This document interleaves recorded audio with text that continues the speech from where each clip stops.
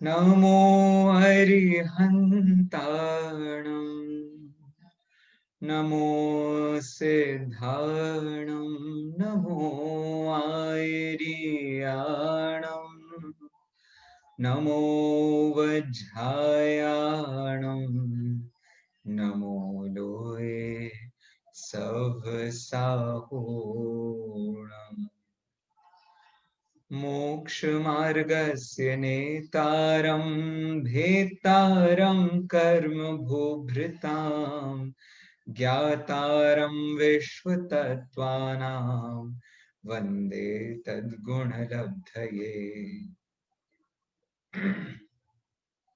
इस भवतरु का मूल एक जानहु मिथ्या भाव, ताको करि निर्मूल अब करिए मोक्ष उपाय। तो जैसा कि मैंने आपसे पहले कहा था, आपको बताना है ये जो मैंने मंगलाचरण पढ़ा है, ये पहला तो आपको पता है तत्वार्थ सूत्र से है। दूसरा जो मंगलाचरण मैंने पढ़ा था वो कौन से ग्रंथ में से है, कोई बता सकता है? आत्ममीमांसा का। अरे आत्ममीमांसा तो संस्कृत में थी यार, ये तो हिंदी में पढ़ा है मैंने। मोक्ष मार्ग प्रकाशक का है। क्या तो बात है, क्या बात है। मोक्ष मार्ग प्रकाशक में आज जो अपन विषय पढ़ने जा रहे हैं वो 8वें अधिकार में है, लेकिन 8वें अधिकार में कोई मंगलाचरण नहीं है। इसलिए ऐसा माना जाता है कि ये जो 8वां अधिकार है वो 7वें अधिकार का ही एक्सटेंशन है। तो 7वें अधिकार का मंगलाचरण है ये जो अभी अपन ने पढ़ा है। तो मोक्ष मार्ग प्रकाशक यदि रश्मि जी ने बताया है, तो अब बाकी के लोग प्लीज अपना वीडियो ऑन कर लीजिए यदि आपका इंटरनेट बचा हो तो। और मुझे सिर्फ ये जानना है मोक्ष मार्ग प्रकाशक किसने लिखा है। मतलब अभी आपको आंसर देना नहीं है, आंसर यदि आपको पता हो तो आप बता दो कि आंसर पता है। जी भैया जी पता है अरे वाह, एक को पता है। सोनी जी को भी पता है? जी भैया जी पता अरे है। वाह, भैया और मुझे भी बताइए। पता है। विशुद्धि जी को भी पता है। Nice, very nice. और कोई है? मेरे घर से भी आवाजें आ रही हैं, उनको भी पता है।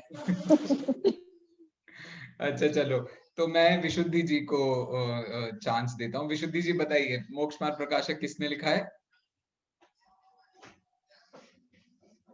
अनम्यूट करना पड़ेगा आपको।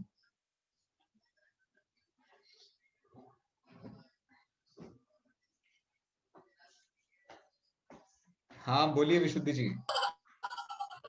क्या भैया? अरे किसने लिखा है मोक्ष मार्ग प्रकाशक?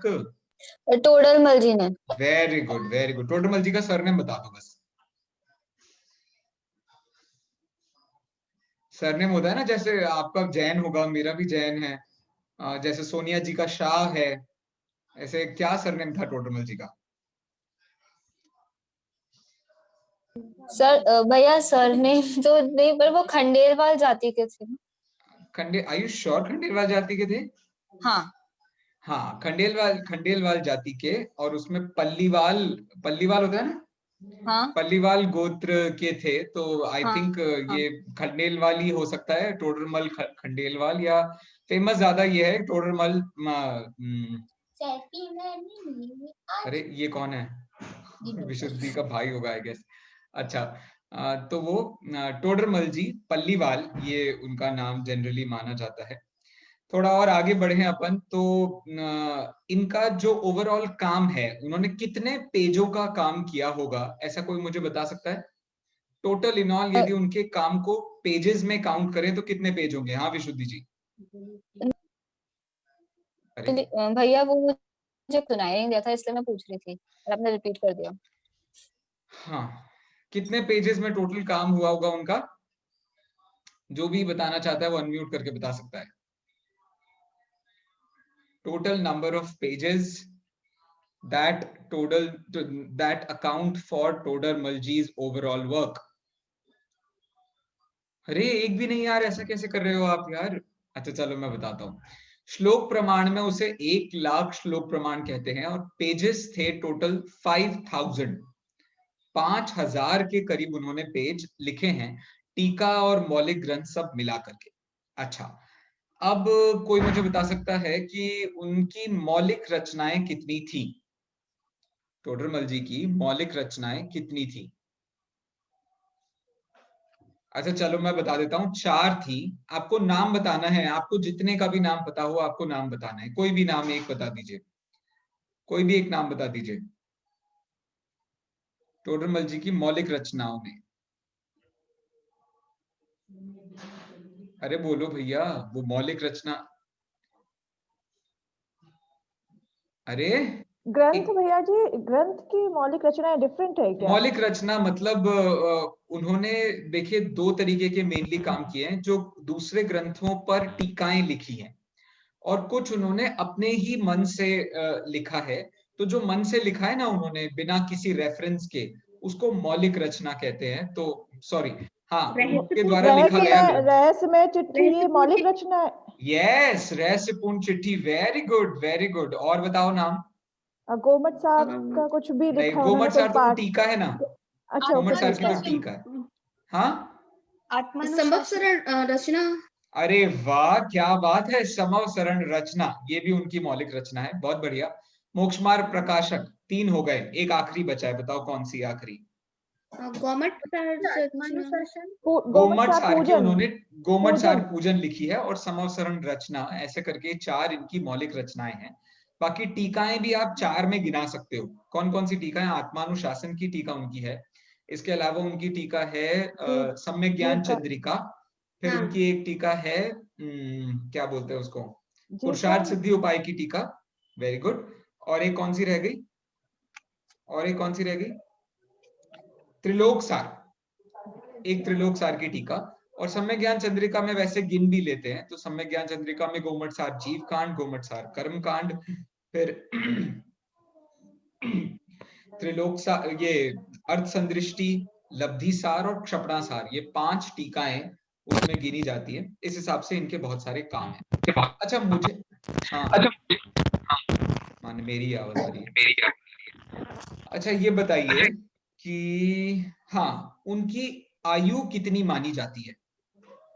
उनकी टोटल आयु कितनी थी? हाँ, सोनी जी बोल रही हैं। 47 भैया। क्या बात है, 47 इयर्स, ये उनकी मौलिक क्या, उनकी मतलब टोटल आयु उनकी 47 थी। Very good. अच्छा, आखिरी प्रश्न मैं पूछ रहा हूं आपसे। उनके जीवन से आपको कोई प्रसंग बताते हुए उनका चरित्र चित्रण करना है, मतलब जैसे अपन एक कैरेक्टर लिखते हैं ना किसी का, तो आपको कोई एक घटना बतानी है और ये बताना है कि इस घटना से पता चलता है कि टोडरमल जी ऐसे थे। समझे आप? रश्मि जी ट्राई करेंगे? जी भैया जी। हाँ, जब उन्होंने मोक्ष मार्ग प्रकाशक ग्रंथ लिखना शुरू किया था तो उन्होंने कई मान्यताओं का खंडन खंडन किया था। किया था। कई हाँ, इससे क्या मान्यताओं का पता चलता खंडन है किया। हमको? तो इससे नाराज होकर वहां का साहूकार जो ये दैट्स राजा ओके। जो भी थे, उन्होंने जो स्टेप लिया उससे क्या उनके कैरेक्टर के बारे में पता चलता है? मतलब कि वो क्या बोलूं, कैरेक्टर अनेकांत में अनेकांतवादी थे। वो जैन धर्म को में क्या बोलूं, सिद्धांतवादी थे सर। भैया जी मैं मतलब अच्छा है, आप elaborate- ये नहीं कह रही हो कि वो लड़के थे, दैट्स ओके, बट ये वाद जरूर विवाद कहा के विशेषज्ञ थे। वो, हाँ, दृढ़ श्रद्धानी थे, Yes, yes. दृढ़ श्रद्धानी थे, और वो अपनी बात को, सच बात को लोगों के सामने रखने से कतराते नहीं थे, ऐसा हमें पता है। अडिग नहीं हुए अपने पद से। हाँ, डिगे नहीं अपने पद से, अडिग Yes. रहे, ऐसा अडिग अडिग रहे, उनका सॉरी। विशेषण हाँ। बन सकता है। Very good very good, very nice. और कोई कहानी कोई सुनाना चाहता है मुझे? कोई भी एक कहानी, मतलब एक प्रसंग उनकी लाइफ से। उनकी आयु अल्प थी क्योंकि उन हाथी के पैरों नीचे उनको, द्वारा हाँ वो उनको कुछ ले कुचलवा गए दिया थे। गया था। हाँ। Very good very good. तो उनकी आयु बहुत कम थी, लेकिन उन्होंने उसके बाद भी इतना बड़ा काम किया, तो वो बहुत बुद्धिमान और कह सकते हैं गिफ्टेड, गिफ्टेड जैसे कहते हैं ना अपन, गिफ्टेड चाइल्ड प्रोडिजी थे, ऐसा कह सकते हैं अपन। और कोई कुछ कहना चाहता है? भैया जी एक क्वेश्चन था। हम्म। टोडरमल जी और ये कुंद आचार्य दोनों के काल में कितना फर्क है? टोडरमल जी हुए थे 1776 के आसपास, और अपने जो कुंदकुंदाचार्य हुए थे, या जनरली उनका जो टाइम आचार्यत्व का माना जाता है, वो सिर्फ 0049। इससे आप कैलकुलेट कर लो तो उनका जो डिफरेंस बनेगा वो तकरीबन 1700 साल, 1750 साल या 1750 साल। ओके, कुंद आचार्य जी पहले के हैं, टोडरमल जी बाद के कुंदकुंदाचार्य हैं। पहली शताब्दी के हैं और पहली अपने ये शताब्दी, टोडरमल जी हैं वो 18वीं शताब्दी के हैं। जी जी ठीक, तो समझ शताब्दी वाइज तो 18 शताब्दियों का उसमें काफी अंतर गैप हो पड़ा। गया। बहुत बहुत बहुत अंतर है, बहुत अंतर है। अच्छा चलो, कोई और कहानी कोई सुनाना चाहता है, कोई और प्रसंग उनकी लाइफ से बताना चाहता है? मिताली जी कुछ बता रही हैं क्या? नहीं भैया, अभी थोड़ी तबीयत भी ठीक नहीं है, गला ओके खराब है। ओके, नो प्रॉब्लम भैया, I don't want to press on somebody. Niyati ji कुछ बता रही हैं? श्वेता जी टोडरमल जी की लाइफ के बारे में कुछ जानते हैं आप, मतलब कभी पढ़ा हो या सुना हो तो? भैया जी, मैं एक्चुअली श्वेतांबर परंपरा से बिलोंग करती हूँ। No problem. मुझे कुछ पता नहीं है। Okay, sorry. I'm sorry for making you speak that. That's okay. चलो, टोडरमल जी मतलब वो बहुत उनके लाइफ से एक छोटा सा इंसिडेंट जिसका उल्लेख सोनिया जी ने भी किया था कि उनको हाथी के नीचे उन्हें दबाया गया था। ये सिचुएशन ये बनी थी कि वो हाथी के नीचे, हाथी उन्हें मारने को तैयार नहीं हो रहा था, तो वो हाथी से उन्होंने रिक्वेस्ट की कि तू अपनी क्यों जान गवाता है, तू मुझ पर पैर रख दे तो तेरी जान बच जाएगी, वरना राजा तुझे बहुत परेशान करेगा। तो इस दृष्टि से मतलब उनके चरित्र का तो मतलब ऐसा कौन सा एडजेक्टिव ढूंढा जाए जो उनके पास नहीं हो। वो टाइम के कितने पाबंद थे, परिवार के प्रति उनका प्रेम बहुत था, समाज में उनकी इज्जत बहुत ज्यादा थी। मतलब he was overall a great package, a package of humility as well as expertise। मतलब एक बहुत ही बढ़िया उनका चरित्र था। इस तरीके से टोडरमल जी के बारे में अपन ने थोड़ी बहुत बात की है। आगे बढ़ते हैं, अब अपन सीधे अपने टॉपिक पर आते हैं। ये टॉपिक है जिसे हम पढ़ने वाले हैं, उसका नाम है शास्त्रों का अर्थ समझने की पद्धति। है सरल, बिल्कुल टॉपिक का नाम बिल्कुल इजी है, शास्त्रों का अर्थ समझने की पद्धति। तो शास्त्रों का अर्थ समझने की पद्धति का मतलब क्या हुआ? क्या हम लोग शास्त्र जानते नहीं है? क्या हमको पता नहीं है कि क्या होता है, कैसे होता है? 4 अनुयोग होते हैं, इसके नाम अपन को पता ही है ना। रश्मि जी जरा 4 अनुयोगों के नाम बताइए। जी, करुणानुयोग, चरणानुयोग, द्रव्यानुयोग और प्रथमानुयोग। प्रथमानुयोग, कर्णानुयोग, चरणानुयोग, द्रव्यानुयोग, ये बेसिकली 4 अनुयोग हैं। तो पॉइंट यहां से खड़ा होता है, ये जो मंगलाचरण अपन ने पढ़ा था, वो मंगलाचरण क्या कहता है? देखो मैं आपके सामने शेयर करता हूं। देखो, ये जो मंगलाचरण है, वो मंगलाचरण कह रहा है, इस भवतरु का मूल एक, भवतरु मतलब संसार रूपी वृक्ष, तरु मतलब वृक्ष, वृक्ष मतलब पेड़। तो इस पूरे संसार रूपी वृक्ष का मूल, मूल मतलब कोई भी पेड़ हो उसके तने बहुत हो सकते हैं, कोई भी पेड़ हो उसकी पत्तियां बहुत हो सकती हैं, उसके फ्रूट्स बहुत हो सकते हैं, लेकिन उसका रूट सिर्फ एक ही होगा। क्या है इस संसार के तरु का रूट, मतलब उसके वृक्ष का रूट? तो वो है जानहु मिथ्या भाव। मिथ्या भाव इस संसार का समझ लीजिए रूट है। मिथ्या भाव में कौन कौन सी चीजें आती हैं? तो इसमें 3 चीजें आती हैं, मिथ्या दर्शन, मिथ्या ज्ञान और मिथ्या चारित्र। ठीक है, मिथ्या दर्शन, मिथ्या ज्ञान, मिथ्या चारित्र। बोलो बेटा, क्या बोला मैंने, जल्दी बताओ। सोनिया जी का बेबी बोलेगा क्या ये तीनों के नाम? नहीं भैया जी, अच्छा, छोटी ओके है वो। ओके। मिथ्या दर्शन, मिथ्या ज्ञान और मिथ्या चारित्र, ये 3 को हम क्या कहते हैं? इसको कहते हैं मिथ्या भाव। ठीक है, ताको करी निर्मूल अब, उसको निर्मूल किया है अब मैंने, या उसे मैं अब निर्मूल करना चाहता हूं। क्यों? मोक्ष के उपाय के लिए। ठीक है, तो संसार का कारण मिथ्या भाव है और उसको नाश करके मैं क्या पाना चाहता हूं? तो मैं मोक्ष प्राप्त करना चाहता हूं। तो मोक्ष का उपाय कैसे होगा? तो यदि आप इस संसार के मूल को उखाड़ फेंकोगे तो आपके मोक्ष का उपाय बन सकता है। तो समझ लीजिए संसार का नाश करने का एकमात्र उपाय है मिथ्या भाव। तो उन्होंने क्या, ये बात तो सही है सब, इसमें क्या दिक्कत है, हमको समझ में आ गई बात। मिथ्या भाव दूर होना चाहिए, सम्यक भाव प्राप्त होने चाहिए। तो सम्यक भाव कहलाते हैं मोक्ष मार्ग, और सम्यक भावों का जो फल है उसे कहते हैं मोक्ष। है सरल, बहुत ज्यादा सरल है। अब प्रश्न यहां से खड़ा होता है कि हम सब जैन हैं, जिन आज्ञा को मानते हैं। अपन लोगों ने पढ़ा है ना, इंद्रिय वाले पाठ में जैन की परिभाषा बताई जाती है। 3 प्रकार से जैन की परिभाषा वहां बताई गई है। कोई बता सकता है मुझे? सोनी जी बता रही है जैन की परिभाषा। 3 परिभाषा दी है वहां जैन की। है क्या? हाँ, भैया जी पीडीएफ से पढ़ना है क्या? नहीं पीडीएफ से नहीं पढ़ना है। तो जैन अरे की यार। परिभाषा भैया हाँ जिनकी आज्ञा माने सो जैन, जिनका हाँ भक्त सो जैन, हाँ, और ये 2 हो गई।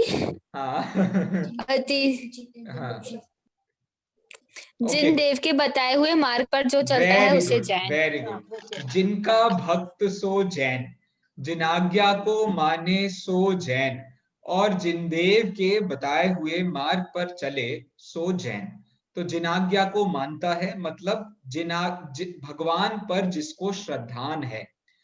फिर जिन आज्ञा को जिनका भक्त है मतलब जो जिन पर अपनी श्रद्धा है उसकी। भक्त तभी हम बनते हैं ना जब हमारी श्रद्धा हो किसी चीज पर। तो जिनेंद्र भगवान पर श्रद्धान होना, इसको कहते हैं जिनका भक्त सो जैन। जिन आज्ञा को मानता है, जिन आज्ञा को मानना मतलब जिनकी आज्ञा क्या है, तो जिनवाणी जिनेंद्र भगवान की आज्ञा है। तो क्या करोगे? जिनवाणी का ज्ञान करोगे।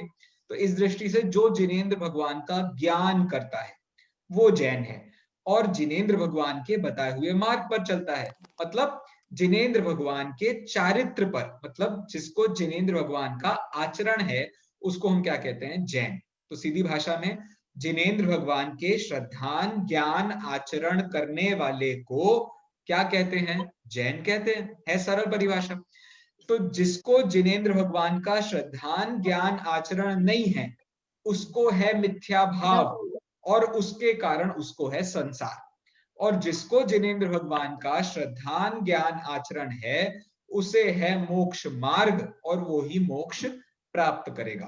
तो इस तरीके से मिथ्या दर्शन ज्ञान चारित्राणि संसार मार्ग, और सम्यक दर्शन ज्ञान चारित्राणि मोक्ष मार्ग। हो गया ना सरल? चलिए, तो अब ये हो गई जैन की परिभाषा। जैन की परिभाषा समझने के बाद अब यदि हम सब जैन हैं, ये बात पक्की है, अब हम सब जैन हैं तो हमारे अंदर मिथ्या भाव क्यों होगा? हम मंदिर जाते हैं, हम भगवान की बात को बहुत ध्यान से सुनते हैं, और हम भगवान के बताए हुए रास्ते पर तो चलते हैं। जो बता देते हैं, जो हमारे गुरु कहते हैं हम वैसा करते हैं। मंदिर की पूजा पद्धति में हम कोई दोष नहीं करते हैं। चावल सही जगह पर और सही समय पर चढ़ाते हैं। हमने क्या गलत किया? हमने कुछ भी गलत नहीं किया।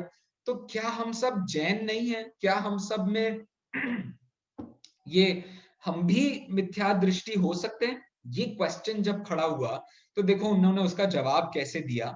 उन्होंने विचार करने को कहा हमसे। तो देखो क्या कहते हैं, जो जीव जैन हैं, जिन आज्ञा को मानते हैं, उनके भी मिथ्यात्व क्यों रह जाता है?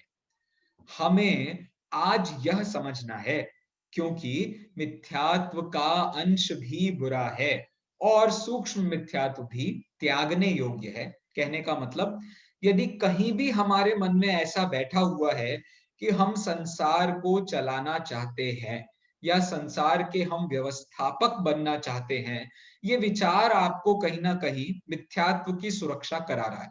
आप यदि मंदिर का सही काम करते हुए भी ये सोचते हैं कि भैया ये मंदिर का काम मैंने किया, या मंदिर का काम जैसे मैंने किया वैसा सबको करना चाहिए, ये जो विचार है, इस विचार का नाम मिथ्यात्व है। आपने जिनवाणी पढ़ी, जिनवाणी को समझा, और जिनवाणी को समझ करके उसी जिनवाणी को पढ़ करके किसी और ने भी उस विषय को समझा, तो आप उससे चर्चा करने की बजाय, बात को समझने की बजाय आप उससे लड़ने बैठ जाओ। इसको कहते हैं मिथ्यात्व। और भगवान ने जो रास्ता बताया है, कौन सा रास्ता बताया है भैया? पहले श्रावक हुआ जाता है। सच्चे श्रावक के लिए श्रद्धान आवश्यक है। श्रद्धान के बाद व्रतादि अंगीकार होने चाहिए, फिर महाव्रत आदि अंगीकार होने चाहिए, फिर श्रेणी होती है और फिर मोक्ष की प्राप्ति होती है। आपने क्या समझ लिया, अरे मैं तो आज ही भगवान हूं, तो क्या गड़बड़ हो गई? इसी गड़बड़ का नाम क्या है? तो इसी गड़बड़ का नाम है मिथ्यात्व। ये मिथ्यात्व बैरी का अंश भी बुरा है, ऐसा टोडरमल जी यहाँ कहना चाह रहे हैं। चलो थोड़ा और आगे बढ़ते हैं और उनसे पूछते हैं। उन्होंने एक कैरेक्टर हमारे सामने रखा है, दीवान रतन चंद। तो यहाँ आपको समझना इतनी सी बात है, दीवान है मतलब सेठिया है, और सेठिया है मतलब उसको सिर्फ दुनियादारी ही समझ में आती है, और रतन चंद है इसका मतलब क्या हुआ, उसको पैसा ही समझ में आता है। तो जनरली ऐसा कैरेक्टर हमारे सामने खड़ा कर रहे हैं कि जिसको दुनियादारी समझ में आती है, जिसको पैसा बहुत अच्छे से समझ में आता है, कैसे ज्यादा से ज्यादा कमाया जाता है, कैसे ज्यादा से ज्यादा रखा जाता है, उसे सब पता है। और टोडरमल जी हैं जिनके पास में जिनवाणी के हीरे हैं, अनुयोगों के हीरे हैं, वो अपनी बात को उसे कैसे बता रहे हैं, इस चर्चा के माध्यम से पूरी बात अपन करेंगे। तो देखो सबसे पहले वो क्या बता रहे हैं। जिनवाणी तो ऐसी है जिसको कहते हैं अपन जिन की वाणी, जिनेंद्र भगवान की वाणी। तो बताओ जिनेंद्र भगवान की वाणी में दोष हो सकता है क्या? जिनेंद्र भगवान की वाणी में ही यदि दोष हो गया तो फिर हमने जो ग्रहण किया उससे दोष, फिर यदि उसी से दोष है तो फिर मुक्ति कैसे मिलेगी, है ना? तो इस प्रश्न का जवाब देखो वो क्या देते हैं। प्रश्न सबको समझ में आ गया? जिनेंद्र भगवान की वाणी तो सच्ची ही होती है। अब जो जिनवाणी को पढ़ेगा वो तो सही अर्थ ही समझेगा ना, वो गलत अर्थ कैसे समझ सकता है, क्योंकि वो वाणी सच्ची है। तो देखो उसका जवाब कैसे दे रहे हैं। ठीक कहते हो, जिनवाणी में तो मिथ्यात्व की पोषक बात नहीं है, पर जो जीव जिनवाणी के अर्थ समझने की पद्धति नहीं जानते, वे उसके मर्म को तो नहीं समझ पाते हैं। अपनी ही कल्पना से अन्यथा कुछ का कुछ समझ लेते हैं और इस कारण से मिथ्यात्व उनका छूटता नहीं है। ऐसा ही अपने बच्चों के साथ होता है। स्कूल में कॉलेज में पढ़ने वाले बच्चे हैं, तो क्या किताब में गलत नॉलेज है? नहीं, किताब में तो सही नॉलेज है, लेकिन किताब पढ़ के उसने जो आंसर रट लिया है ना, उसमें गड़बड़ हो गई है। तो कहने का मतलब इतना सा है कि बिना समझे तो आप ये निर्णय नहीं ले सकते हो कि कैसे पढ़ा जा सकता है। आप जिस स्टाइल से मैथ्स पढ़ते हो, क्या उसी स्टाइल से साइंस पढ़ा जा सकता है? यदि आप जिस स्टाइल से हिस्ट्री पढ़ते हो, मतलब हिस्ट्री के इवेंट्स तो अब आपको सिर्फ याद करने हैं, अब आप उसमें लॉजिक नहीं लगा सकते हो, लेकिन क्या मैथ्स भी आप ऐसे ही रट के पेज नंबर को याद करके और उसके स्टेप्स को याद करके कि कहाँ प्लस लगा था, कहाँ मल्टीप्लिकेशन का साइन लगा था, ऐसे रट के आप मैथ्स का पेपर दे सकते हो क्या? ऐसे नहीं कर सकते हो। तो इसीलिए आपको जिनवाणी में भी शैली को पकड़ना पड़ेगा कि जिनवाणी किस टोन में, किस तरीके से, किस पद्धति के माध्यम से हमें बात समझाना चाह रही है। तो उन्होंने कहा कि अच्छा, तो क्या कोई मेथड भी होता है जिनवाणी को समझने का, कोई तरीका, कोई पद्धति, कोई फॉर्मूला, ऐसा भी कुछ होता है क्या समझने का? तो टोडरमल जी देखो कितने अच्छे तरीके से बात कहते हैं। हर एक काम को करने का, हर एक बात को समझने का अपना एक तरीका होता है, और जब तक हम उस तरीके को ना समझ लें तब तक हम काम को अच्छी तरीके से नहीं कर सकते हैं। देखो एक बढ़िया एग्जाम्पल देता हूँ। एक लड़का था, वो 9 से 12 का शो देख करके घर वापस आया, तो उसकी मम्मी ने उससे कहा जाओ जाके एक और देखाओ ना। तो मम्मी क्या कह रही है, जाओ जाके एक और देखाओ। और वो यदि ये कह दे कि हाँ ठीक है मम्मी, मिलता हूँ आपको मैं और 3 घंटे बाद, तो डंडे पड़ेंगे। कहने का मतलब इतना सा था कि वो कहना ये चाह रही थी कि तुम, ये क्या तरीका होता है कि तुम घर के बाहर घूम रहे हो। कहने का मतलब इतना सा है, इंटेंशन। हर जगह पर इंटेंशन बहुत मैटर करता है। ऐसे ही जिनवाणी में भी जो कैटेगरीज बनाई हुई हैं, उनके पीछे एक पर्टिकुलर इंटेंशन है। जब तक हमें वो इंटेंशन समझ में नहीं आएगा तब तक हम उसकी टोन नहीं समझ पाएंगे, क्योंकि जिनवाणी भी छद्मस्थों ने लिखी है। जिनवाणी केवल ज्ञानी भगवान ने तो लिखी नहीं है, लिखी छद्मस्थों ने है। तो उन्होंने एक पर्टिकुलर स्टाइल, एक पर्टिकुलर फॉर्मेट को ध्यान में रखते हुए ये काम किया है। तो फिर जिनवाणी में ये काम हुआ कैसे है, क्या है जिनवाणी के अर्थ समझने की पद्धति? तो देखो टोडरमल जी बड़े ही सरल शब्दों में बात कर रहे हैं। अपन लोगों ने पिछले साल इस पर बहुत बहुत लंबी चर्चाएं की हैं। निश्चय व्यवहार के माध्यम से जिनवाणी में वर्णन किया जाता है। अब देखो कितना बड़ा प्रॉब्लम है, निश्चय व्यवहार के माध्यम से वर्णन होता है। अब ये निश्चय व्यवहार क्या होता है? तो टोडरमल जी ने जब ये 7वां अधिकार चालू किया तभी उन्होंने लिखा निश्चय का मतलब होता है यथार्थ, यथार्थ मतलब एग्जैक्ट, और व्यवहार का मतलब होता है उपचार, उपचार का मतलब क्या होता है? Near to exact. मतलब जैसे जैसे आपको ये बताना था कि आज संयम भैया की क्लास हुई, ठीक है। अब यदि आपको ये बताना था कि आज संयम भैया की क्लास थी, तो आप कैसे बता सकते हो? आप ऐसे बता सकते हो, आज तो संयम भैया की क्लास में मजा ही आ गया। आपने सिर्फ जानकारी इतनी सी दी है, आज संयम भैया की क्लास हुई है, लेकिन आपके तरीके ने उसे प्रथमानुयोग बना दिया। आज संयम भैया की क्लास एग्जैक्ट 8 बजे की जगह 8:05 पर चालू हुई। तो आप जिन डिटेल्स पर चले गए वो डिटेल्स से आपने कहा, तो यही है कि संयम भैया की क्लास हुई थी। इसको क्या कहते हैं? इसे कर्णानुयोग की शैली कहते हैं। फिर आज हम संयम भैया की क्लास में गए और हमको बहुत बहुत आनंद आया। संयम भैया की क्लास में जो बात हमको मिली, मजा ही आ गया। अब आपने क्या किया? आपने अब संयम भैया की क्लास हुई थी उसको अपने पर्सपेक्टिव से बताया। अपने पर्सपेक्टिव से बताया मतलब आपने ऐसे बताया कि उसके प्रति हमको आचरण की फीलिंग हुई, मतलब हम गए थे क्लास में, ऐसा। तो इसको कहते हैं चरणानुयोग का स्टाइल। और फिर जब आप इसी चीज को किसी और तरीके से, मतलब एक डिटेल्ड फॉर्मेट में कहो, आज संयम भैया नाम के व्यक्ति की हमको कक्षा का आनंद लेने का बहुत अच्छा मौका मिला। आपने कोई भावना डाली नहीं है, लेकिन आपने शब्दों में उस पूरी बात को कह दिया है। तो समझ लीजिए, इसको कहते हैं हम द्रव्यानुयोग की शैली। कहने का मतलब इतना सा है कि निश्चय और व्यवहार के माध्यम से वर्णन इस जिनवाणी में होता है। निश्चय व्यवहार का जो सही स्वरूप नहीं समझते हैं, वो एग्जैक्टली जिनवाणी में जो बताया जा रहा है उसके मर्म को नहीं समझ पाते हैं। प्रत्येक अनुयोग की अपनी अपनी एक अलग पद्धति है, और जब तक हम उस पद्धति को नहीं समझेंगे तब तक जिनवाणी का मर्म हमको समझ में नहीं आएगा। तो भैया बता दो जल्दी से, ये निश्चय व्यवहार क्या होता है और ये पद्धति कैसे समझी जाती है? तो देखो, उन्होंने बड़ा सरल तरीके से बता दिया। यहाँ तो उन्होंने एक्स्ट्रा इलैबोरेट करके कहा है। देखो, निश्चय व्यवहार की बात, तो निश्चय व्यवहार की बात देखो अपन वीतराग ज्ञान पाठमाला भाग 3 में, मतलब पिछले सेमेस्टर में पढ़ चुके हैं। निश्चय व्यवहार का मतलब क्या होता है? निश्चय व्यवहार का मतलब ये होता है हाँ, निश्चय व्यवहार का मतलब ये होता है, मैंने केला खाया। तो मैंने केला खाया तो बाजार से तो छिलके के साथ वाला केला लाया था। तो यदि मैंने केला खाया ऐसा कहा है, तो क्या मैंने छिलके के साथ केला खाया है? नहीं। वहां कहने का ये मतलब है छिलका उतार कर केला खाया। तो समझ में आई आपको बात? व्यवहार नए से देखें या व्यवहार के तरीके से देखें तो हमारा व्यवहार भी ऐसा होता है कि जिसके माध्यम से वो बात तक हम समझ सके। और निश्चय में हमने क्या कहना चाहते थे? हम कहना चाहते थे मैंने केले का गूदा खाया, लेकिन बोला क्या? मैंने केला खाया।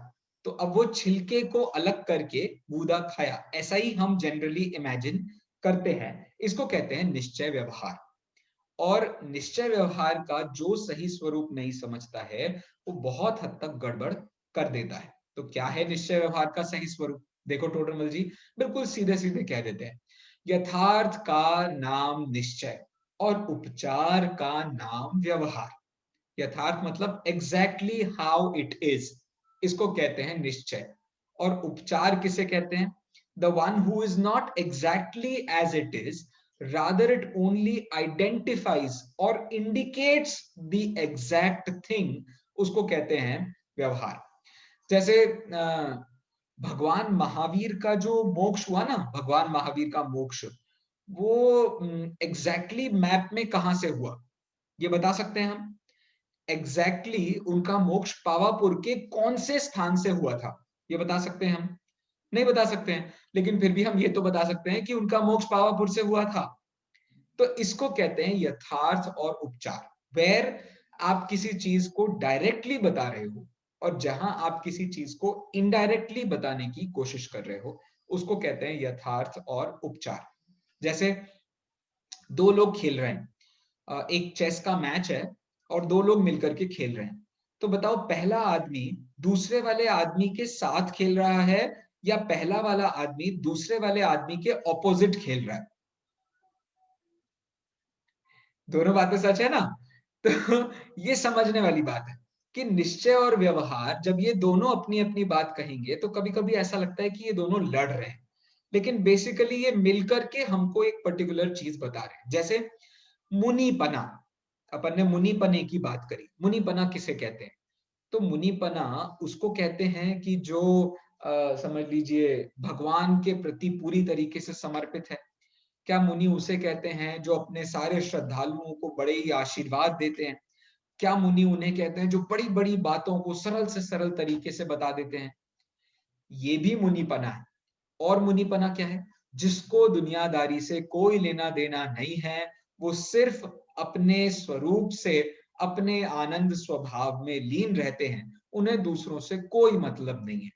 अब ये दोनों बातें बिल्कुल ऑपोजिट नहीं लगती हैं? अपने से सिर्फ उनको मतलब है, उन्हें किसी से मतलब नहीं है, और वो सबके हित की बात कहते हैं। सब जो दीक्षा चाहते हैं उन्हें दीक्षा देते हैं, जो कल्याण चाहते हैं वो कल्याण। ये दोनों बातें ऑपोजिट नहीं लगती हमको? तो कहने का मतलब ये है, जब हमको एक चेस का गेम समझाना होगा तो दो प्लेयर्स के माध्यम से ही समझा सकते हैं। तो जब हमको कोई भी वस्तु समझानी है तो निश्चय व्यवहार को मिलाकर के ही समझाएंगे। लेकिन जिसने निश्चय और व्यवहार का सही स्वरूप नहीं समझा, वो गेम कभी जीत नहीं पाएगा।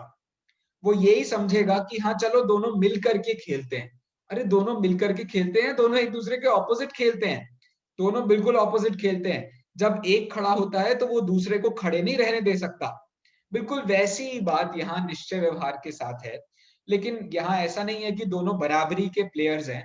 यहाँ ऐसा है कि निश्चय तो एग्जैक्टली जैसा है वैसा बता रहा है और उपचार उसके आसपास घुमा करके बता रहा है। एक मुनि यदि अपनी आत्मा में लीन होना उसको गुजारा नहीं है, गवारा नहीं है, और उसको दुनिया के सब व्यक्तियों का कल्याण करना सही समझ में आता है, तो क्या हम उसको मुनि कह सकते हैं?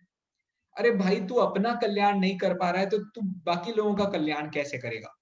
तो इस दृष्टि से यथार्थ और उपचार का स्वरूप हमको समझ में आना चाहिए। देखो और क्या कहते हैं निश्चय व्यवहार को बताने के लिए।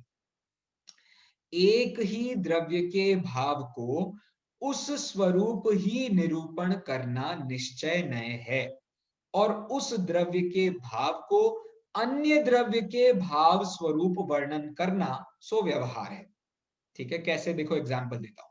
आप सबने सुना होगा सम्यक दर्शन। सम्यक दर्शन क्या है भैया? सम्यक दर्शन मतलब दौलत राम जी ने क्या लिखा है सम्यक दर्शन के बारे में, किसी को याद है क्या? कोई बताएगा?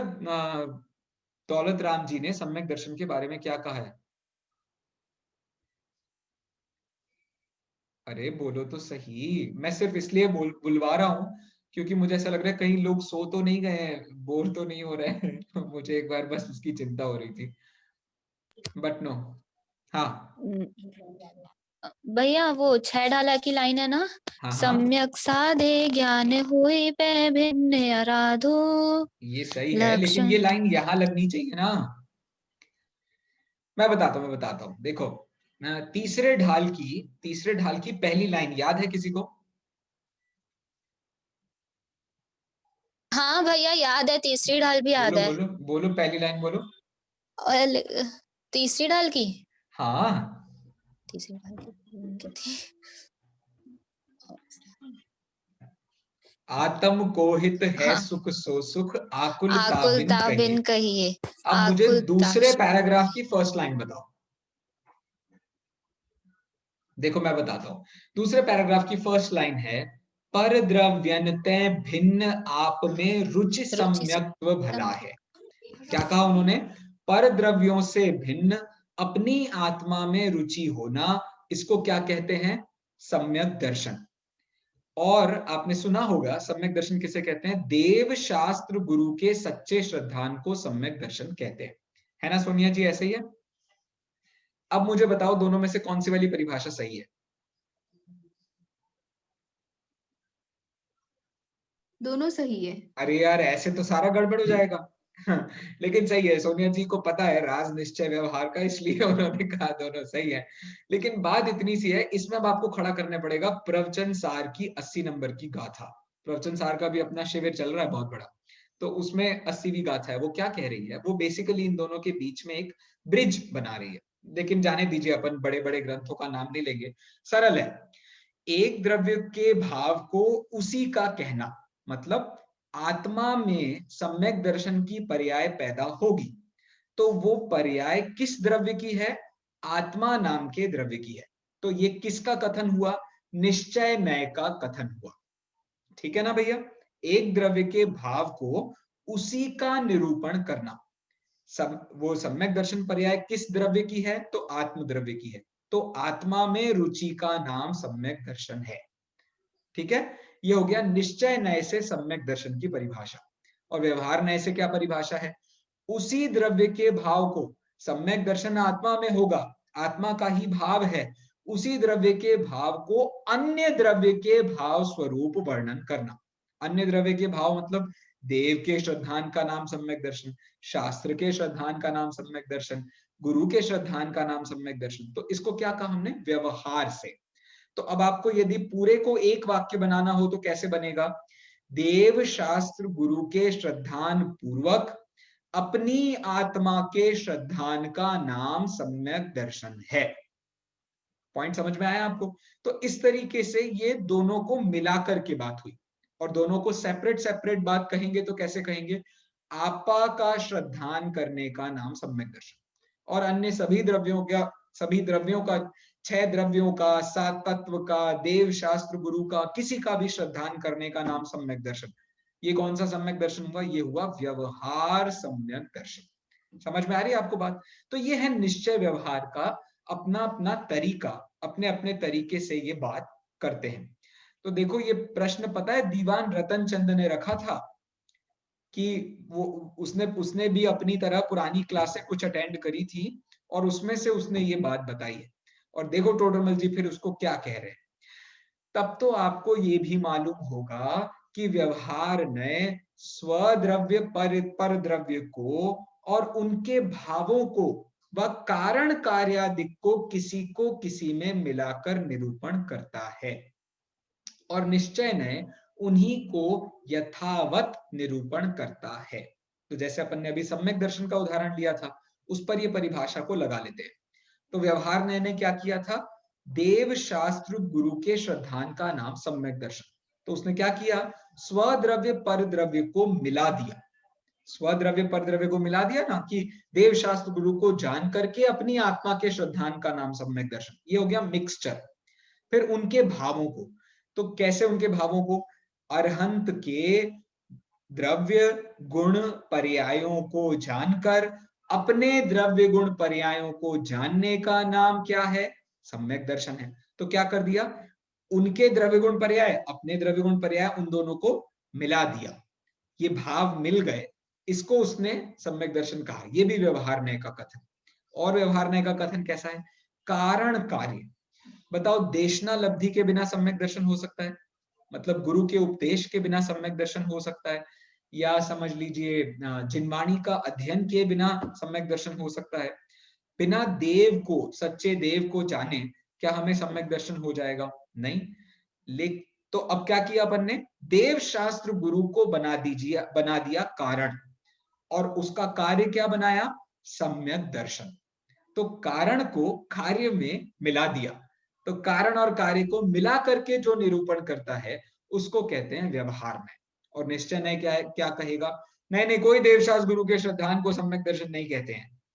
किसके श्रद्धान को सम्यक दर्शन कहते हैं, अपनी आत्मा के सच्चे श्रद्धान को सम्यक दर्शन कहते हैं। पर द्रव्यों की रुचि को छोड़कर अपने स्वद्रव्य की रुचि का नाम सम्यक दर्शन है। क्योंकि प्रॉब्लम तो यही थी ना, व्यक्ति ने देव शास्त्र गुरु के श्रद्धान को सम्यक दर्शन मान करके ज्यादा से ज्यादा ग्रंथ पढ़ लिए, ज्यादा से ज्यादा पूजा करी, और 2 नंबर का पैसा कमाया ताकि वो 1 नंबर की पूजाओं में उसको व्यस्त कर मतलब खर्च कर सकेगा। ये सब काम करने से फायदा क्या हुआ भाई तुझे? इससे तो तुझे कोई फायदा नहीं होने वाला है। इसका नाम देव का श्रद्धान नहीं है, इसका नाम गुरु का श्रद्धान नहीं है, इसका नाम शास्त्र का श्रद्धान नहीं है। कहाँ है देव शास्त्र गुरु? तो बताओ देव की दृष्टि कहाँ है? देव की दृष्टि ऐसी नासाग्र दृष्टि होती है। नासाग्र दृष्टि मतलब उनकी दृष्टि अपनी आत्मा के ऊपर है। शास्त्र का उद्देश्य क्या है? किसके लिए शास्त्र लिखे जा रहे हैं? तो भैया मोक्ष मार्ग की प्राप्ति के लिए, ताकि हम वो सुख जो आज तक हम दुनिया में चाहते थे, वो सुख हमें अपने स्वरूप में से मिल जाए। इसको हम निश्चय न्याय कहते हैं। और फिर तीसरा क्या, गुरु किसे कहते हैं?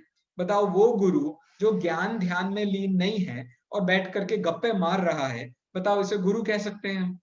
तो इस तरीके से हम ये पूरे के पूरे सेगमेंट को समझ सकते हैं कि निश्चय नय, व्यवहार नय, दोनों की अपनी मैत्री होनी चाहिए, तभी जाकर के आपको उस सम्यक दर्शन का वास्तविक भाव ख्याल में आएगा।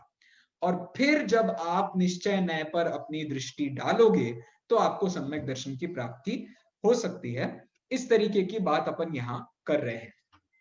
तो दीवान रतनचंद कहता है, अरे भाई टोडरमल जी, आपने इतने सारे प्रवचन किए हैं, हमने इतने सारे पंडितों से सुन लिया, ये सब बातें तो हमें मालूम है, आप क्यों हमको बार बार फिर से वही वही बातें बता रहे हो?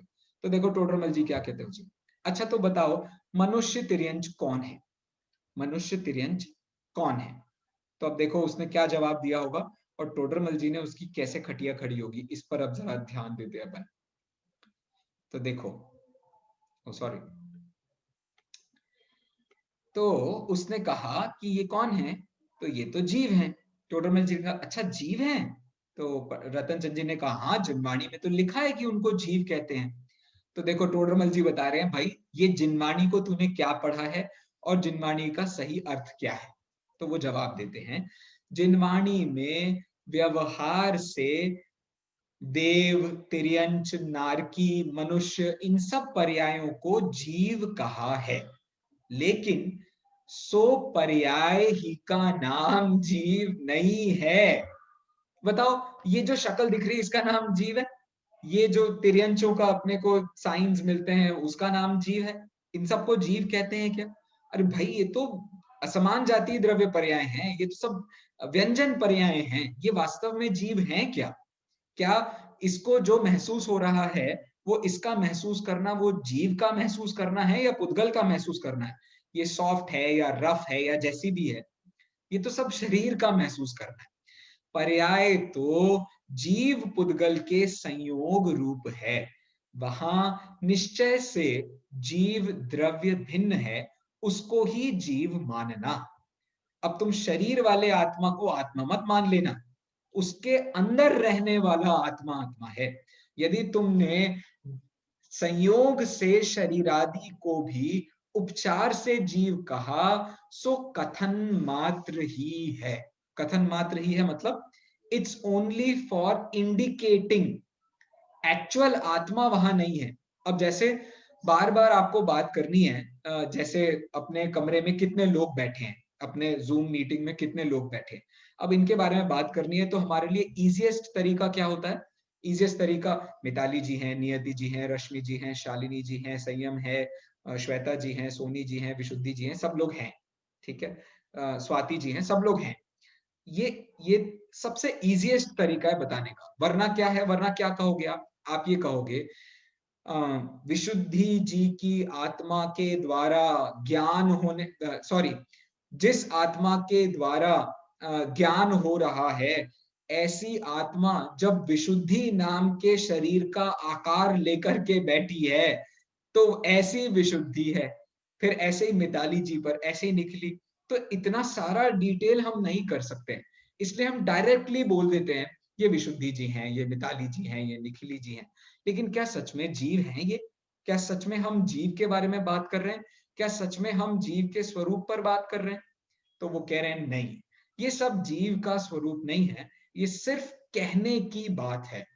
एक्चुअली जीव कौन है, इसका आपको यदि निर्णय चाहिए तो देखो वो नीचे बताते हैं, अभेद आत्मा में ज्ञान दर्शन आदि भेद किए, सो उन्हें भेद रूप ही नहीं मान लेना, क्योंकि भेद तो समझने के लिए किए। अब आप कहोगे कि ये नर नारक आदि और ये जो चार गति हैं, ऐसे भेद करके बात करी है, तो ये भेद करके ज्ञान दर्शन में भी ऐसे ही है। आत्मा में क्या क्या है? आत्मा में ज्ञान है, दर्शन है, सुख है, वीर्य है, अमूर्तिकपना है, बहुत सारी चीजें हैं आत्मा में। तो ये सब भी ऐसे ही है क्या जैसे नर नारकादि हैं? नर नारकादि जीव नहीं है तो ये श्रद्धा ज्ञान चारित्र भी सब अजीब होंगे? नहीं। तो वो ये कह रहे हैं कि सारे ही भेद अजीब हों ये जरूरी नहीं है। यहाँ पर आत्मा, मैं आत्मा हूं, मैं आत्मा हूं, मैं आत्मा हूं, मैं आत्मा हूं, मैं आत्मा हूं, ऐसा कहते रहोगे तो आत्मा क्या है ये समझ में कैसे आएगा? तो हम क्या करते हैं, आत्मा के गुणों में भेद करते हैं, उसके टाइप्स बनाते हैं और टाइप्स के माध्यम से आत्मा को बताते हैं। तो आत्मा में ज्ञान है, दर्शन है, इन सबको भेद करके बताया गया है। लेकिन है क्या आत्मा? आत्मा इन सब से बना हुआ अभेद वस्तु है, एक वस्तु है। निश्चय से आत्मा अभेद ही है। उस ही को जीव वस्तु मानना, शरीर को जीव मत मान लेना, मन में उठने वाले विचारों को जीव मत मान लेना, ये सब पौद्गलिक हैं। वास्तविकता क्या है? ज्ञान जीव का लक्षण है, दर्शन जीव का लक्षण है, वीर्य जीव का लक्षण है। संज्ञा संख्या आदि के भेद कहे सो कथन मात्र ही हैं, परमार्थ से भिन्न भिन्न है नहीं। मतलब जो जीव है उसमें कितने गुण हैं? तो अनंत गुण हैं। अब अनंत गुण है तो अनंत आत्मा होंगी? नहीं नहीं, आत्मा एक ही है। अरे ये क्या बात हुई? आत्मा एक है और उसमें गुण अनंत है। भाई डिवाइड करने के लिए, समझाने के लिए उसको ऐसे भेद करके बता रहे हैं। परमार्थ से वो भिन्न भिन्न नहीं है, परमार्थ से इतनी सारी आत्माएं मिलके नहीं रह रही हैं। भाई साहब आत्मा की पूछो तो वो व्यवहार नय से ही एक आत्मा के अंदर अनंत आत्माएं रह रही हैं। कैसे रह रही हैं? सिद्धों में अवगाहनत्व के कारण रह रही हैं। और हमारे यहाँ कौन सा गुण होता है? मिताली जी को याद आ रहा है क्या कौन सा गुण होता है जिससे सारे निगोदिया जीव भी वहीं रह रहे हैं, हम भी वहीं रह रहे हैं, स्थावर जीव भी सब वहीं रह रहे हैं इसी शरीर के अंदर? क्या कहते हैं उसको? उसको कहते हैं उसको कहते हैं संकोच विस्तार। संकोच विस्तार के माध्यम से इतने सारे जीव भी वहां रह रहे हैं। तो ये सिर्फ कहने की बात है, इसमें वास्तविकता कुछ भी नहीं है। तो फिर देखो रतन चंद जी को धीरे धीरे गुस्सा आ रहा है। क्यों? उन्होंने कहा इस प्रकार व्रतशील संयम को व्यवहार से मोक्ष मार्ग कहाँ होगा? मतलब इन सबको व्यवहार से मोक्ष मार्ग कहाँ होगा? असली में ये कहाँ मोक्ष मार्ग है? इनका क्या लेना देना है मोक्ष मार्ग से? तो देखो वो क्या कह रहे हैं, टोडरमल जी बिल्कुल डरा रहे हैं उनको। पर द्रव्य का निमित्त मिटने की अपेक्षा से व्रतशील संयम आदि को मोक्ष मार्ग कहा है। मतलब तुम अपने आप को मोक्ष मार्गी कहो और तुम्हारे पास में पूरी दुनिया को इकट्ठा करने की इच्छा हो तो तुम बड़े मोक्ष मार्गी हो। अरे इच्छा तुम्हारी कम होनी चाहिए, इच्छा तुम्हारी मिटनी चाहिए या और बढ़नी चाहिए? तो इच्छा को कम करने की अपेक्षा, पर द्रव्य का निमित्त मिटने की अपेक्षा से व्रत शील संयम इन सबको मोक्ष मार्ग कहा है। सो इन्हीं को मोक्ष मार्ग नहीं मान लेना। इन्हीं को मोक्ष मार्ग मान लिया तो क्या होगा? आज ही पत्नी को डिवोर्स दे दो, आज ही पति को डिवोर्स दे दो, तुम्हारा क्या हो जाएगा? मोक्ष मार्ग हो जाएगा। ऐसे होने वाला है क्या मोक्ष मार्ग? व्रतों को अंगीकार करने के लिए आज मैंने क्या किए, अपने पूरे वार्डरोब में से 50 जोड़ी कपड़े होंगे, मैंने पूरे 45 जोड़ी कपड़े बाहर दे दिए। हो जाएगा तुम्हारा व्रत? नहीं। कैसे होगा? अच्छा चलो तो फिर ऐसे करते हैं, ये सब तो बाहर की चीज है, मैं खाना खाना छोड़ देता हूँ 10 दिन के लिए। अभी अष्टानिका चल रही है, 8 दिन के लिए मैं खाना खाना छोड़ देता हूँ, तुम्हारा कल्याण होगा। जाओ जाओ बालक, तुम्हारा कल्याण होगा। इन्हीं को मोक्ष मार्ग नहीं मान लेना, क्योंकि पर द्रव्य का ग्रहण त्याग आत्मा के हो तो आत्मा पर द्रव्य का कर्ता हर्ता हो जावे। आत्मा बताओ पर द्रव्य का कर्ता हर्ता हो सकता है? आत्मा, यदि सपोज मैं निखिली जी को किसी सिरिंज से मारना भी चाहूं तो एक्चुअली मैं मार रहा हूं या वो सिरिंज मार रही है? मतलब उनकी जो डेथ हो रही है वो मेरी इच्छा से नहीं हो रही है, उनकी डेथ उनके ही कर्मों के कारण हो रही है, उन्हीं के जो अवस्थाएं बन रही हैं उसके कारण से हो रही है। मैं उसमें कोई कारण नहीं हो सकता हूँ। वरना ऐसा हो सकता है कि वो डेली थोड़ी थोड़ी ना थोड़ा थोड़ा वैसे साइनाइड तो बहुत ज्यादा हो जाएगा, बट थोड़ी थोड़ी मात्रा में यदि वो कोई जहर ले रही होंगी और यदि मैं उसका उतना ही डोज उनको दे दूंगा तो फिर बताओ कुछ होगा असर उनको? और वही असर यदि मैं सोनिया जी पर डाल दूं तो वो 4 घंटे के लिए बेहोश हो जाएंगी।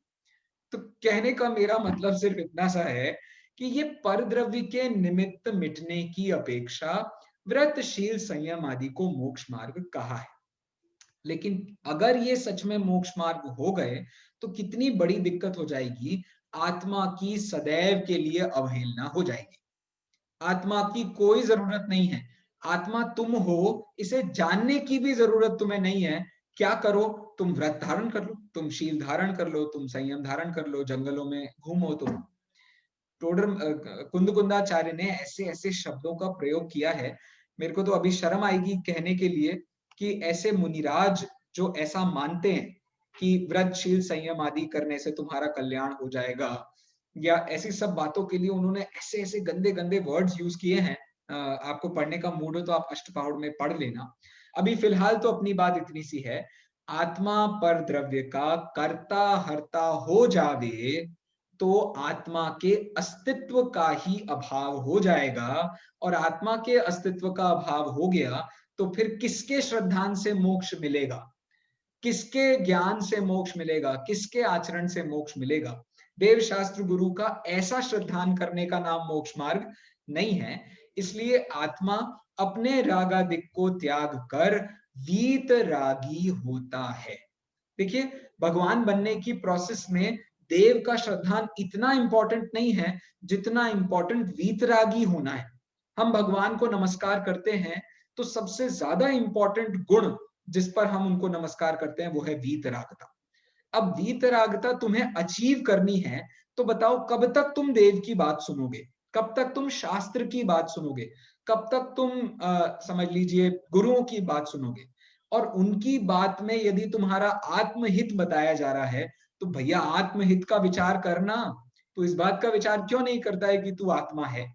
तो मुझे ऐसा लगता है ये दीवान रतन चंद जी ना उभयाभासी होंगे, तो उनको समझाने के लिए इतनी मेहनत की जा रही है यहाँ पे। इसलिए तो कहा था कि जब तब हम यह न पहचान पाए कि जिनवाणी में जो कथन है उसमें कौन सा सत्यार्थ है और कौन सा व्यवहार है, तब तक हम जिनवाणी के समझने की, शास्त्र को समझने की पद्धति को नहीं समझ पाएंगे। और उसकी यदि आपको सही पद्धति समझनी है तो फिर आपको बहुत ज्यादा उसकी गहराई में जाकर के विचार करना पड़ेगा। तो अब ना दीवान अमरचंद जी थोड़े से अधीर हो रहे हैं।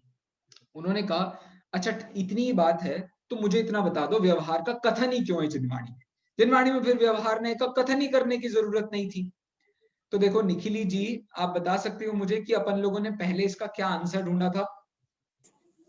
जैसे व्यवहार का कि कथन। मलेच्छ को समझाने के लिए हम मलेच्छ की भाषा यूज करते हैं, लेकिन हम मलेच्छ नहीं होते, बस वो वंडरफुल, समझाने के लिए ही होता है। वंडरफुल। सो वैसा ही व्यवहार का। एग्जैक्टली लाइक एन अमेरिकन, एक अमेरिकन को समझाने के लिए इंग्लिश आना जरूरी है, बट दैट डजंट मीन आपको उनकी लाइफस्टाइल भी फॉलो करनी है, आपको उनकी ड्रिंकिंग हैबिट्स, ईटिंग हैबिट्स भी फॉलो करनी है, वो जरूरी नहीं है। तो इसी तरीके से जिनवाणी में व्यवहार का कथन क्यों किया है? क्योंकि इसके बिना परमार्थ बताया कैसे जाएगा, आप एक्सप्लेन कैसे करोगे, उसका कथन ही नहीं हो पाएगा। इसलिए हमने व्यवहार न्याय की आवश्यकता रखी है और व्यवहार न्याय को इतना इंपॉर्टेंट माना है कि यही वो माध्यम है जिसके तरीके से आप अपनी बात को कन्वे कर सकते हो। जैसे होता है ना कि मम्मी ने बहुत बार अपने बच्चों को समझाने की कोशिश की, बेटा ऐसे नहीं ऐसे करना चाहिए, ऐसे नहीं ऐसा करना चाहिए, तो इसके बाद में अब उनका तरीका क्या होता है? कहा ना, ये क्या मतलब होता है? ये इंडिकेटर्स हैं जो बच्चे को उसी की लैंग्वेज में समझाने के लिए काम आते हैं। लेकिन इसका ये मतलब थोड़ी है कि तुम ऐसे ही लड़ंके बन जाओ तुम तो समझदारी रखो ही नहीं, तुम बच्चों की तरह ही जिंदगी भर लड़ते रहो, ये तो कोई उपाय नहीं हुआ। तो फिर रतन चंद जी फिर से परेशान हो रहे हैं और उन्हें समझ ही नहीं आ रहा है कि टोडरमल जी बार बार ये कहना क्या चाह रहे हैं। अब व्यवहार के बिना निश्चय का उपदेश कैसे नहीं हो सकता, मतलब बिना व्यवहार के निश्चय का उपदेश कैसे नहीं हो सकता? हो सकता है ना, कितना सरल है। देखो आत्मा में लीन हो जाओ, हो गया उपदेश, कुछ कहने की जरूरत ही क्या है। तो देखो टोडरमल जी कहते हैं, देखो बच्चों वाली बातें मत करो, आप इतने बड़े दीवान हो, आप इतने महान व्यक्ति हो, समाज में आपकी इतनी इज्जत है और आप ऐसी बच्चों वाली बातें कर रहे हो। देखो फिर वो उसका जवाब क्या देते हैं, निश्चय नय से तो आत्मा पर द्रव्यों से भिन्न, स्वभाव से अभिन्न, स्वयं सिद्ध वस्तु है। निश्चय से आत्मा कैसा है, उसका पर द्रव्यों से कोई लेना देना नहीं है, वो अपने स्वभाव से अभिन्न है, कभी अपने स्वभाव को छोड़कर नहीं जाता है। जो उसे नहीं पहचानता उनसे इसी प्रकार कहते रहें तो वे समझ नहीं पाएंगे। जो उसकी बात को गंभीरता को समझ ही नहीं रहे हैं और उनसे आप बार बार यही सेंटेंस रिपीट करते रहोगे तो उनको बात समझ में ही नहीं आएगी। इसलिए उन्हें समझाने के लिए व्यवहार से हम ऐसा कहते हैं, शरीरादिक परद्रव्यों की सापेक्षता द्वारा नर नारकादि रूप जीव के विशेष किए तथा मनुष्य जीव नारकी वगैरह इन सब की पहचान कराई। इसी प्रकार अभेद वस्तु में भेद उत्पन्न करके समझाया, मतलब ज्ञान दर्शन आदि का भेद करके उसको समझाया। तो कहने का मतलब इतना सा था जो कि निखिली जी ने हमें पहले ही बता दिया है। जिस प्रकार म्लेच्छ को म्लेच्छ भाषा के बिना नहीं समझाया जा सकता, उसी प्रकार व्यवहारी जनों को व्यवहार बिना निश्चय का ज्ञान नहीं कराया जा सकता। अब रतन चंद जी जो पूछ रहे हैं उसको हम अपनी अगली क्लास में कवर करेंगे। तो हमें कैसे मानना चाहिए, मतलब कि जिनवाणी में तो इतने वेरिड तरीके से बात हुई है, तो अब हमको उसे कैसे समझना चाहिए, इस बात को हम अपनी अगली कक्षा में इस पर और विस्तार से चर्चा करेंगे। दूसरी बात मुझे ये भी कहनी थी कि अपनी पिछली कक्षाओं में आपको यदि कोई विषय समझ में नहीं आया हो तो भी अपन उस पर बात कर सकते हैं। फिलहाल शायद आपके पास में समय जरा कम है क्योंकि मंडे को ही अगले एग्जाम हो सकती है, तो प्लीज बी प्रिपेयर्ड। कोई भी क्वेश्चंस हो, कोई भी बात हो तो आप प्लीज वो मुझसे पूछ लीजिए, अपन और चैट पर बात कर लेंगे। ये वाला चैप्टर नहीं आएगा तो सिर्फ 3 ही चैप्टर्स हैं, पहला गुणस्थान, दूसरा निमित्त नैमित्तिक मतलब कारण कार्य, और तीसरा चैप्टर है अपना कौन सा था तीसरा चैप्टर?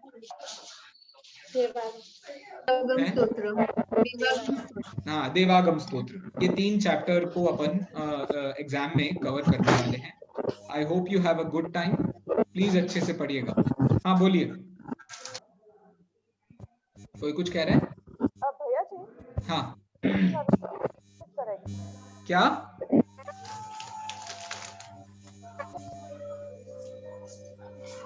आवाज क्लियर नहीं आ रही रश्मि जी। भैया मंडे को मैं अवेलेबल नहीं रहूंगी, तो कोई और option? Let's see I will try something. Okay, हाँ रश्मि जी क्या कह रही हैं? आवाज आ रही है? हाँ आ रही है।